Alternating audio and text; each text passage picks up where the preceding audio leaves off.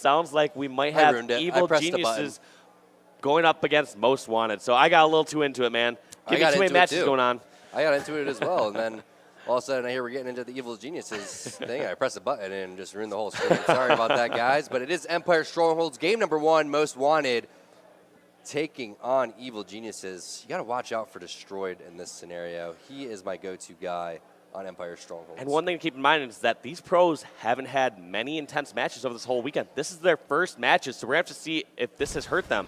Some pros and players I've seen jump on board. They've jumped on some of the side stations, warming up and playing. Other ones I've just seen them kind of enjoying the city, enjoying their time and break before the match starts. So we're going to have to see which pays off, because I feel like some of these players, if they want to win this event, I would highly recommend coming in on Saturday, coming in Friday, at least getting a series or two, just like you would when you're at home. You always want to get as much practice as you can before the event. Why not do it during the event? Glad we hopped on with Destroyed because he was able to secure the overshield. It looks like Pitt is going to be going on over to Most Wanted. They secure the first points of this game. Nice little Spartan charge onto Stellar. 3 dead now for Evil Geniuses, and it looks like possibly a triple cap coming in here, and you should be able to get the reset right now if you are Destroyed. I would have liked to see Destroyed get aggressive with that overshield. Yeah, I'm a little hesitant, or a little surprised why I didn't go in. When he first saw that being captured, he saw how slowly it was being captured. He knew that there was only one player in there. He had overshield, he had Saw. He could have arguably taken even on 2 players. So I don't know why he was so hesitant to try to challenge that stronghold, but maybe that's the mindset that Most Wanted have, is they just would rather wait for their teammates and make a push together. We're getting an update from the floor that it does seem like Allegiance won. I think the score was 100-62 over Dynasty on Strongholds Plaza. So they take game number 1, but we are on board now with Lunchbox from Evil Geniuses, who helps secure the pit and the first points for Evil Geniuses. That's good for them, especially if they can lock this down, but Lunchbox challenging just a little bit too much. Well, it looks like almost this Evil Geniuses squad and Allegiance right at the beginning of the game off to slow starts. We saw Dynasty getting that trip cap against Allegiance. We saw EG going 3 or 4 members down, losing that first OS.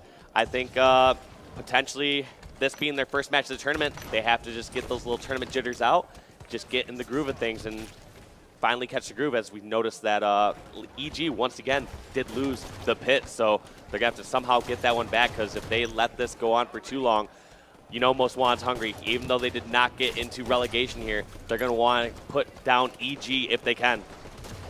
This is reminding me of the beginning of Strongholds Plaza of Allegiance versus Dynasty. And you saw, and Allegiance ends up winning that one. Roy with the nice shots onto Lifestyle. That helps secure the pit.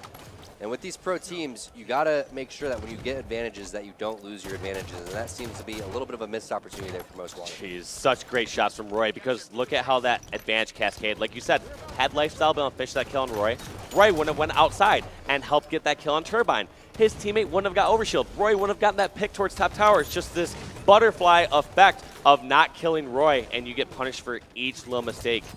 I think that's one thing that goes unnoticed at the top pro level in certain cases. Especially when I watch a squad like Optic. Sure, Snakebite or L2 might lose a 1v1 from time to time, but you notice how much damage they get in that 3rd or 4th pistol shot, which creates an opportunity for the teammates to finish off the kills. Yeah, I don't know. Ninja ends up grenading Lunchbox while he's in the pit, but it doesn't matter because Evil Genius is able to retake that pit. And you're looking at the Borg right now, who, if he's shooting like he's shooting right now, this is going to be a bad, bad sign for Most Wanted. Yeah, it is a scary sight seeing Roy Borg shot even better than it normally is. I have yet to see him whiff really any sort of shots. It's such a steady pistol. And eventually taken down, though, Destroyed and one other member of Most Wanted, double teaming Roy right there, and that's exactly what you need to do. You don't want to jump into 1v1s when Roy's not missing.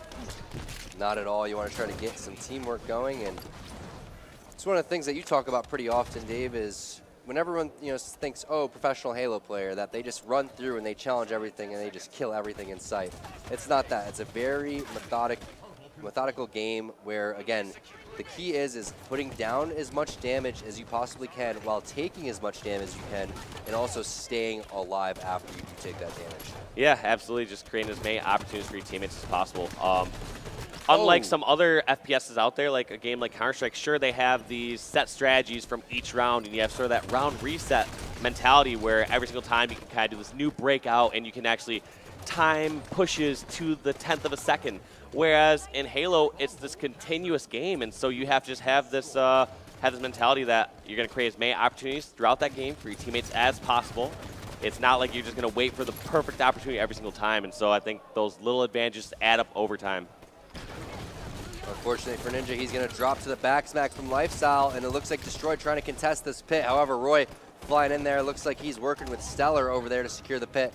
He opts out because he realizes that one is secure. Now is the question, the question is, do they push on the triple cap? No, Roy's going to rotate back over, help Stellar, who had to weaken a player over in red, but it looks like there's 2 players over there, and got to relay that information not to go over there. It looks like Roy could have possibly just sat back and controlled the pit. And that's I feel like that was a communication error. I think Roy assumed it was just a one-on-one situation. I don't think Roy would be going in for a ground pound in a 2-on-1 situation if he knew the exact odds. Roy usually does a really good job of making the correct decisions and knowing when to back down and when to challenge. Yeah, something as small as 2 in there, their 1 shot or something like that creates, Roy to charge in there and try to go for that play. But either way, it looks like Evil Geniuses has done a very good job of securing the pit together. A lot of that has to be Roy. I'm curious to see how many captures he has in this game.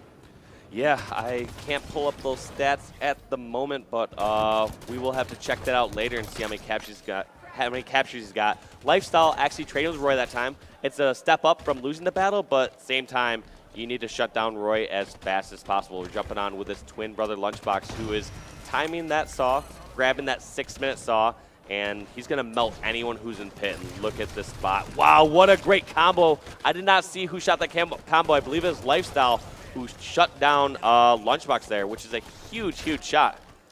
And everybody desperately over down towards the pit. Let's see if Lunchbox is able to recover after that. And just a quick little update, guys. We did see Dynasty lose game number 1 to Allegiance. Now they are playing Slayer on Plaza, and it's currently 15-14 in favor of Dynasty. So a very close game. Yeah, absolutely close game, and that could also play in the favor of Dynasty. You talked about before during that last series, there's only 1 map with a sniper, and Dynasty never got to that map. And that's going to play a huge factor with someone like Toxic. That's literally Toxic's strongest point. And Destroy just loses that overshield, instantly melted by Evil Geniuses. You have side base being captured there by Most Wanted, but the pit flood is coming in. A lot of that having to do with Lunchbox. Picks up a double kill, Dave, and is still full shields. That's pretty rare. Yeah, Lunchbox getting that capture in before he dies. And I'm a little surprised to see Ninja and crew still lurking around down towards bottom middle pit. I figured as soon as you get that pit area under control, you want to spread out, get up top, and use your height advantage, because if you just get in this pit brawl the entire time, it can kind of be just a coin toss. You want to use the pit as bait and use it to your advantage, but it looks like a lot of EG members just lurking down there when they realize they only have 5 seconds left in the game. This one very close to being over. You can see multiple players from Evil Geniuses flooding in there. The pit, though, are they all in there? They are there to contest it. Game number 1 going on over to Evil Geniuses. You can hear the crowd cheering them on, supporting their team, and that was a pretty impressive pit retake coming out from the guys on Evil Geniuses. I think they had maybe 6 or 7 retakes on the pit. Yeah, we're going to have to see those captures from Roy, too, when we get a look at the stat screen, because you kept bringing up how often he was just fighting near every single stronghold. It wasn't like he was just in the security area trying to get kills, but look at those assists from Evil Geniuses. That is absolutely incredible. We got 30, 48. Even both the teams assisting fairly well. I mean, you take a look at the side of Most Wanted, and almost, I would say, probably 85–90% of their kills are assisted. They had 50 assists just for Most Wanted. So yeah, 48 for Evil Geniuses, 50 for Most Wanted, which is a massive number of assists, especially when you consider Empire being one of those maps where there's a lot of closed-off fights. You can isolate certain fights inside the bases or inside security, but it just goes to show that these teammates are running around together and finishing up each other's kills. So now we move into Slayer on Coliseum, and Empire Strongholds, yeah, Destroyed is very good at that map. He had the most kills on his team, but forgot how good Evil Geniuses is, specifically Ninja, who taught me a lot about playing that game type in terms of when to charge, when not to charge. So you can see. Could you give an example of a specific time when you think to charge and when not to charge? For example, when you have pit and then you have red base, right?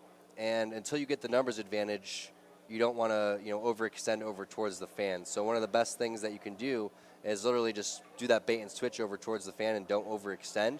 Then you get the numbers, and then you go in and charge in towards the triple cap. But not only that, but just overall spawns, kind of just spawn knowledge, where they're going to be trapped, things like that. Knowing the times that you can spawn them security and other times Right. that they're going to be spawning like in the alley over by the side of the exactly. base. No, that makes a lot of sense. It makes total sense where if you have 2 of the bases and if you're considering getting the 3rd base, there's no reason to charge in there immediately unless you have them spawning in security. Because if you charge in there, you're walking into a closed area fight where they have numbers. You don't have your team collapsing in there. Whereas if you force them to push out towards Ben, towards the fan, or towards security, they're a bit more vulnerable, a bit more spread out, and you can push in for that. So that's great advice from Ninja, and I'm sure a lot of the viewers at home and top AMs are going to be adding that to their repertoire of their gameplay. So now we see another game type which could heavily favor Evil Geniuses, because I look at their communication and their rotations and their ability to collapse on spawns.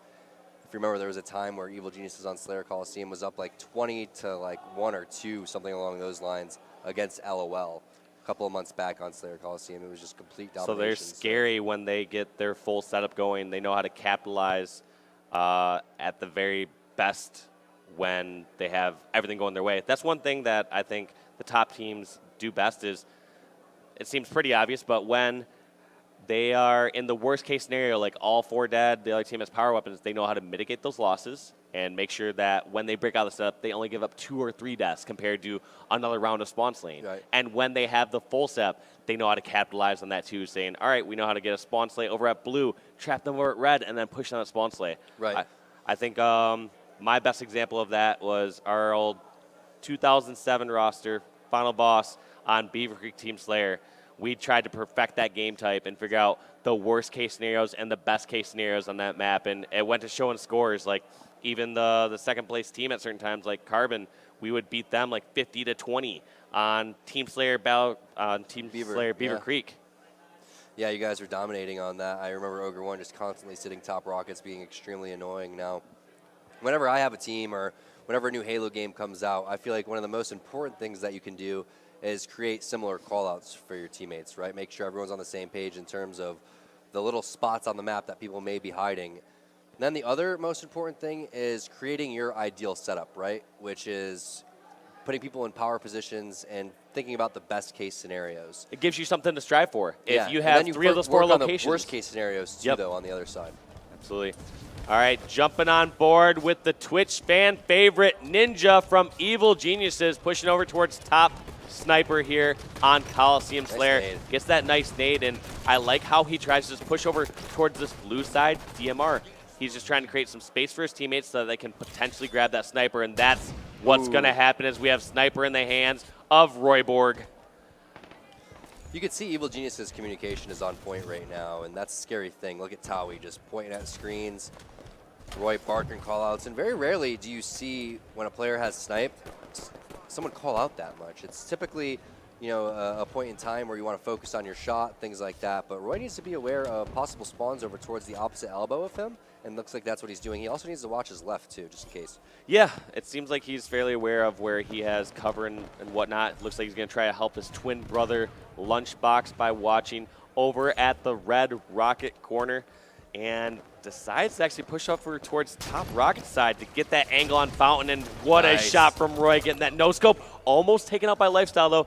Great duck by Lifestyle, dodging those pistol shots. How does Lifestyle pick up a kill on Stellar after he died? Stellar must have fell off the map. So that's a little weird. But either way, I do like that rotation coming in from Roy, going up towards top rockets. Now, a lot of people, they just get stuck on that elbow, and they're, you know, very predictable when you're continuing just to snipe from the same spot. So Roy realizes that he wants to make a rotation. Nobody's popping out, but Lifestyle just shows a little bit of his visor, and Roy's going to rip it off. What a play by Roy. At first I was questioning why he would go towards top rocket side and why he would fly in towards blue flag, but it looks like this Evil Geniuses squad are an all or nothing team. They push in together and they collapse in on areas together. So Roy just doing everything to the squad, just showing that he's not just going to sit back with Sniper and bait his teammates. He's willing to pull out the pistol whenever he needs to. You can tell he's getting a little bit cocky there, looking for the player over down towards the cave. That player's going to take him out of scope. Now he's stuck over towards top rockets, no shields, and that rockets are up, so maybe he could grab these. 3 players are dead, so that's going to be Rocket Sniper in Roy's hands, and What could have been an interesting strategy there as he does drop the sniper for one of his teammates, which looks like it was Stellar. So we're going to switch on over. No, we'll give Roy his time. He's on a killing Roy was spree. doing a great job with sniper. Now, my question is, was he dropping that because he felt like Stellar's better sniper, or he just realized he had more rockets? Yeah, he was like, you know what, there's only 3 bullets in this. It's full, Stellar, take it. Oh, wait, it's not? Sorry. Nice rocket, but that's not going to hit. So whoever that was probably thrusted back. He's like, I gave you that sniper, and that's what you do with it, man? You just die with it? Yeah, right? So yeah, it looks like Roy says he's going to just put it back in his own hands, or he gives, it looks like, a second chance to his teammate Ninja, who's going to try and make some work with those couple sniper bullets. But one thing that's been surprising me this entire match against Most Wanted, not this entire match, but this entire game on Coliseum Team Slayer, is that it feels like Roy hasn't been focused or called out on. In most cases, if I hear that there's a sniper over towards top rocket side, if I have any sort of angle across the map, I'm going to lay down some shots. I'm not going to let that player get away. And it felt like Roy was just able to roam around in so many different locations and catch these players off guard. There were some great rotations by Roy, but at the same time, when he's over near top rocket side and he's able to just lay down a couple snipes, grab rockets and run away, I don't think he has, but don't you worry. We just jinxed him right now. We did. He's 9-0 right now, I think. No, he has to be like 8-0 or something like that. But he's on the verge of getting a killing frenzy and a wingman. Challenges Lifestyle as much as he can. That's going to be Ninja coming in to kill Destroyed. Stellar cleans up Lifestyle as well. And he's so close. One thing I want to point out, too, is look at his POV cam. There's times where Roy's been no shields, and he's just looking over to his teammate's screen to see where he can possibly get away. Roy was 8-0 at that time. Jinx. And, yeah, we totally gave him the Jinx. Which Sorry is another time for a great sponsor shout-out to Jinx for supporting this event here with some great apparel. I've always loved a lot of the gear that they've been putting out with 343, so picked up a couple shirts for myself, and I think a few of you at home should do the same. I still have my $150 Kineto gift card from our photo shoot. The photo shoot? 2008. Didn't redeem that in time, man. Didn't read the fine print. Says, hey, guess what? If this company closes down, you can't redeem that. Oh, man. Can I trade it for real money? No, but I was always a little jealous whenever one of my teammates was wearing a Kineto shirt. I'm not going to lie. I'm like, really? You're going to support the guy that's beating us in the finals? What kind of teammates are you guys? But Evil Geniuses, look at this, man. They're dominating 43-19, establishing this complete dominance. Most Wanted, there's nothing that they can do. This game's virtually over, and it's almost safe to say the series is over after this game. But EG is looking strong. I mean, Most Wanted, they've had some great showings at a lot of these events, whether it's Orange County, whether it's at UGC. And if there's a time to take down EG, it would have been this first match. I like how EG is playing good out of the gate, though. They realize it's a one-day event for them. They have to play well Sunday if they want to do anything here. And it looks like this is the EG that could put up a fight against Envious, that could potentially take down E6. And I would love to see how far this EG crew can go here at HCS Las Vegas. Evil Geniuses play, they're land guys, you know? They're guys that, like you said, Roy is utilizing his screen watching abilities. And yeah, he has the Xfinity training facility too, so these guys practice at home together pretty often. And we're going to pull up the stats here quickly so we don't end up getting bullied by our producer. But look at Lunchbox. We were talking about Roy, the other Brown twin, putting in some serious work. Yeah, the two twins there, one being 14.6 KDA, and I believe Roy was like 12.1. Either way, 27-6 for the Brown twin brothers. Great performance by them against this Most Wanted squad. Hard to say if Most Wanted just run into a really good EG squad. 12-11. What's that? Ninja goes +1. Ninja had lots of battles there during that game. Kind of reminds me of Nistic style stats where it doesn't matter. For those that don't know who Nistic is, he was this Halo 1 player, grew up near the Ogres, and he just charged no matter what. So some games he'd have 30 kills, but guess what? He'd also have like 28 deaths.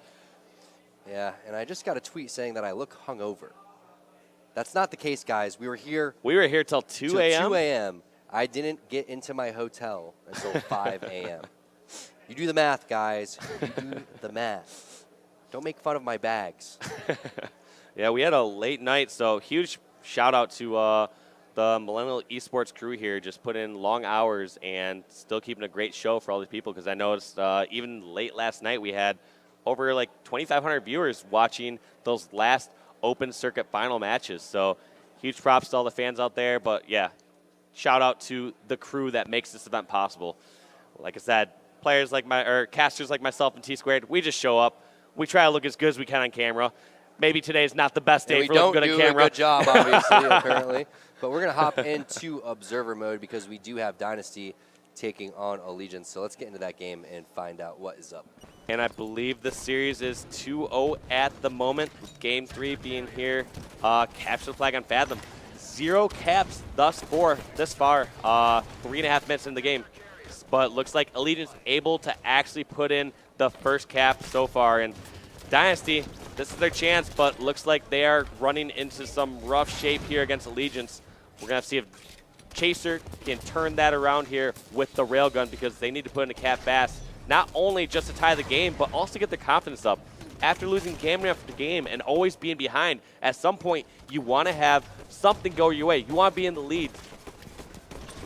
Yeah, and the score is 2-0 for Allegiance. We saw them win, or we saw a little bit of that Strongholds Plaza game and then the Slayer game going in their favor. I believe it was 50-42 in game number 2. So this is game number 3 again.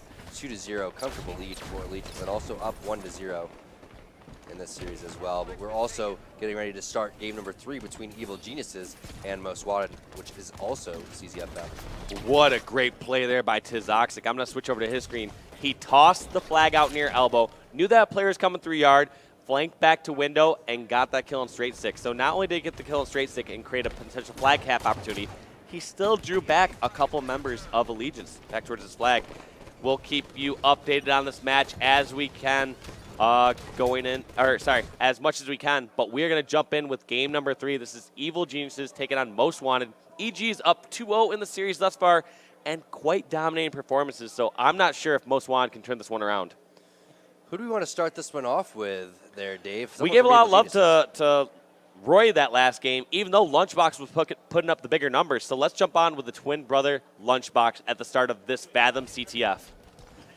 Definitely looks like Lunchbox is going to elect to go for the porch and light rifle strategy, which is very common since the beginning of Halo 5. Looks like he is going to be landing a couple frag grenades on the player, which is sitting in the bonfire. Switches on over to that light rifle. Easy headshot for him, and I love to see him get up top center after those plays. Great play. He must have that spidey sense knowing there must be a camo player, someone near top center, and that is a huge kill in lifestyle, especially protecting his teammate before he's taken out. I believe that is Ninja doing a great job staying alive.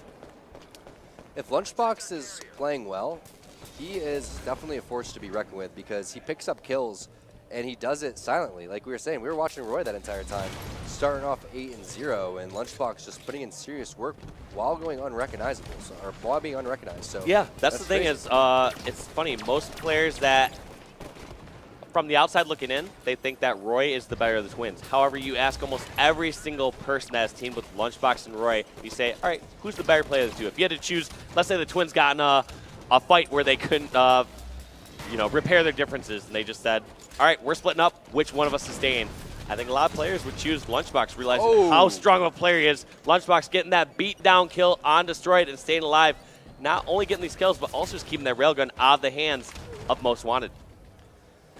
However, that railgun does eventually drop over down towards the elbow, and you saw so many kills coming in from Lunchbox, but Most Wanted did a good job of not letting them get into the base, so those kills not going to mean much besides padding the stats a little bit, as you do have now Most Wanted getting control of the map. They do pick up 2 kills, one on Roy, one on the Stellar. Nice shots coming out from Destroyed, but he gets taken down by Ninja's battle rifle and grenade. Yes, 2 minutes into this game, and I haven't really seen too much flag attempt. I thought EG had one pretty far across the map, and I thought Lunchbox was doing a great job cleaning up kills, so I didn't see exactly what happened during that first flag attempt by EG, but Most Wanted doing a great job on defense. We're going to have to see if Lunchbox can run the flag back, but it just feels like he's kind of on his own. We see that we had Roy and Ninja near bomb center, nowhere near that garage side. Can't believe that Destroyed stayed alive. He has the railgun now, looking for the possible camouflage, which should be dropping here any second. There it is. Picks that one up at 9:40, Dave. Let's make sure we remember that one. It'll be spawning back at 7:40. And this is probably the biggest opportunity we've seen for a team to push in. Destroyed is going to need someone to come in over towards the elbow. They have to clear out the Porch and also the Engine players that are going to be on Evil Geniuses, because Lunch and Roy, you know from playing these guys, they love to set up at their base and play defense. Then when they get the numbers advantage, that's when they charge. Yep, they know how to sit back and allow the other team to actually make mistakes. There's something to be said for players that pull off clutch plays and win in situations they shouldn't. There's also something to be said for players that just wait for the right odds and allow opponents to make mistakes. Great double kill for Destroyed right there. Hopefully the Most Wanted squad can take advantage of that, push in, and attempt to get a flag cap. Looks like the last guy alive is going to be Lunchbox, and he's going to drop, so the flag should be an easy cap here. All Destroyed has to do is exactly what he's doing. Grenade this area. He even hits that railgun onto Stellar. Stellar probably could have just charged right in there and got Looks the like pull. Stellar was going for the BR first, and I mean, sometimes during that push over, I think the last thing you need to worry about is just that slight advantage. Yeah. You need to worry more about getting the opposing base, get potentially a flagpole. But that is the be first cap there for Destroyed and the Most Wanted squad. You know what would be a really good play is if you know that they're going to capture the flag in that instance, if Stellar would just go into the enemy treehouse and just crouch in the back where the old Storm Rifle used to be. And then you have pretty much, instead of charging over there and trying to get the touch, what if both players just would end up sitting in the enemy treehouse? And then that would allow them to get top center control and possibly to cap, because what happens, you know, I'd say 7 out of 10 times after you capture the flag, you run elbow and go right into your treehouse. That's true. A lot of times your first thought is just get straight back up top, and if you're waiting in that treehouse area, whether you hide in that spot or you even take the little extra time to go to get that splinter grenade, you can almost turn around a 2v1 fight with a splinter grenade in that close range quarters. Looks like Evil Geniuses finding their footing a little bit in this game type, but this is looking like Most Wanted's game type, honestly. The first two heavily favored Evil Geniuses. Again, Empire Strongholds, Coliseum Slayer, probably two of their better ones that fit their play style, but Most Wanted is looking like a team that doesn't want to fall down and go out quite yet. Nice job finding the camo guy, but Lunchbox, perfect railgun shot. Yeah, second time we've seen Lunchbox with the railgun. Last time he lost just the last bullet over near the Most Wanted base, but doing a great job getting all these cleanups. And it's not really like he's making any sort of stellar plays. It's just he's being in the right position and letting their opponents make some mistakes. He's not making any stellar plays? Oh, Pun City. I actually made that one accidentally. But Sure you did. Sure you did. This is looking like a really good opportunity for Evil Geniuses to go up 2-1 here in game number 3. Here's the last players making their way over towards the elbow. And the scary thing is again, Dave, they're desperating towards this flag, and they're not going to get it, and then they're going to give Evil Geniuses an opportunity to possibly run another one. That's the thing is there's times where it's a great idea that you need to toss that flag out and create an opportunity, and there's other times where you just need to cut your losses and get some slays. Looks like 2 out of 2 times Most Wanted made the incorrect decision and decided just to try to toss it out, desperate it, and see if they could potentially stop the flag cap. But that's part of the risk versus reward assessment that comes with playing Halo for so long. You need to just sort of understand the situation, know if it's reasonable for your team to actually somehow get that stop. And I want to see what the Evil Geniuses communication is. So let's go into the listening and find out what is going on. Let him spawn. I have rail. Yep, I'm gonna kill one. They're flag weak. Oh, They're Jin. Okay, slow down. He's weak to Jin. We can push. Silo. One shot their Jin. Got their Jin. They're all alive. They're all alive, guys. We got to. I got one last one. They're all dead. All dead. To the flag. Push One down. shot small. After Got the it. flag, there's 2 guys here. Hide and get your shields. Hide and get your shields. Yo, 2 guys Jin. I need help. They're both weak. Both weak. I got They're one. weak. After that, I didn't get him. Still their Jin. You're us guy. You're Jin us guy. Bail. Camo's 36. Yeah, Okay. Is there small door? I want rail. Gonna load it. 2 guys with their base. I'm running our flag, guys. I hear you. Flag's one. Camo's still up. He got camo at 20. Jump up. And flanking our jump up. I jump up weak, dude. I'm getting our Still there. They have camo top center somewhere. He's our tree. Camo's our tree. What Camo's happened? he's our tree. Yeah, he's silo. full shot. Our silo, guys. Jumping our. You fell. I got him. Okay. What's our silo? What happened to rail? Yo, there's three. Oh, on it's still, they probably have it. They're silo. I The know. bridge. You guys blue bridge. One's weak top center. I'm going top center. I'm Swift looking kills top weak center blue as well. bridge. One shot top center. Swift kill. You guys top center. Both weak. They're both White Tiles absolute one. top center. I felt. Watch our tree. Absolute our tree. Nice. Our top center. Our Dead. three else. You're last guy. You are last guy. I just don't get weak. He's gonna be pushing our garage right now. On your porch, I think, as well. Yeah, porch right now. I'm watching if he pushes it. Our porch Net weak. shot, net weak. Our garage. Our Absolute. flag. Absolute. Spawn behind him. You're the only one out. Dude, we got 10. We got flag our 10. Our front base weak. We got 10 still. Our front base weak. Both weak. Nice live, dude. You gotta get a kill here, Jason. You're last guy. Nice job, stay alive. Right, Right, our porch and running in front base. Our fly guy's weak. Fly's running at one hit. Porch is one. Porch is one. Fly guy's running at one hit. Absolute pushed down. flying. He's running it fast. He's running it fast. Fly's dead. 3 dead. You're the They're porch. porch and they're flying. Justin's Help this behind guy. both of them. Justin's behind Okay. both of them. Okay, You get on he's that, doing man. The Yep. porch guys. One Fly shot. now. Fly at the flank. I Two know. gen. Two gen. I'm here. We're here. Both We're weak. all I here. got Stay another one. alive. I threw it out. I'm gonna die though. I I don't- can't run it. I can't run it. Run it. I got it. We have it. We have it. They're We porch. silo. We silo. Open They're it. trying to kill me, guys. They're flying weak. Okay, come back, Jason. Come back, Jason. Come I back have now. their porch We just have weak. this on our I gen know, already. I know. Come back. Come back. They're gonna be there, Ty. You gotta stay alive. I've helped. He's one hit. They got the pull. They got the And our garage weak. We need And kills. our garage absolute. Get our garage absolute. I'm pushing it. Pushing it. Nice. Our garage still. We never killed him. Okay. Red pit. Front base. And our front base. One shot. I got another one. Three dead. Okay, Three okay. dead. Last guy. got Last guy's wall. Get Wall. ready. Get ready. What's up? Just- What a great listening with Evil Geniuses right there. I love that communication. Not only when they started pushing the flag, where you hear Coach Towie saying, stay alive, stay alive. Roy's behind 2 of them. Roy is the flank.